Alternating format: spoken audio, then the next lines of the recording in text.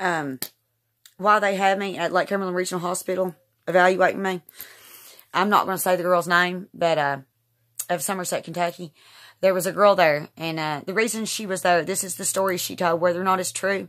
She's saying that every time she got a cell phone, they stole it from her. Her sister stole it from her. Every time she got a computer, her sister stole it from her.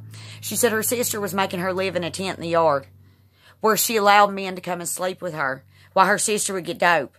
She said, hell, her sister would sell her for so much dope a night, and there was nothing she could do about it. Nothing she could do about it. But the reason she was there is because she said every night her sister bring her out something to eat while she's sleeping in a tent in the yard. Her sister would bring her out something to eat. And she said most of the time he'd knock her out for hours. I said, that's kind of funny. Because the man I was living with was putting something in my food and me oversleeping for work the next day. And I find pills in his sock drawer and they don't have a prescription label on them. And I pour them down the toilet because they don't have a prescription label on them. He didn't need to have them if they're obviously not something good. And I said, all of a sudden, I'm not falling asleep anymore. She said that her sister was trading her off for dope and pills and stuff while she had her in a tent in the yard. She said that night that she ended up at Lake Cumberland Regional Hospital. This is the story she told. And she was actually a decent-looking girl. So I could understand men wanting to sleep with her. She was decent-looking. And somehow, she said that she comes to and a guy is raping her. And she fights him off. The police show up, is what she stated. Now, this is what she told, whether or not it's true or not. But she doesn't have an internet of any kind or anything, so I figure I'll throw this out there, whether or not it's true.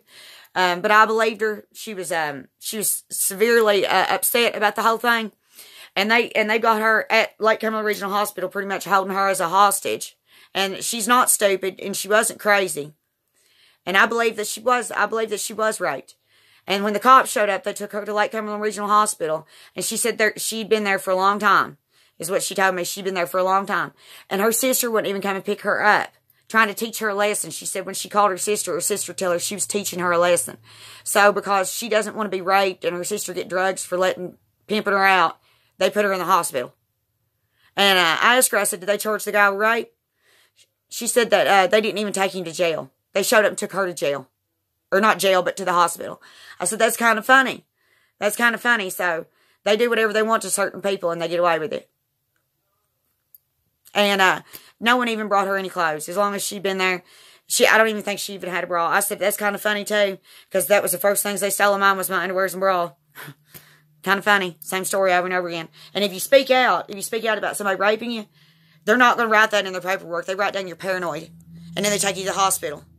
While somebody's filmed somebody raping you. Messed up, isn't it?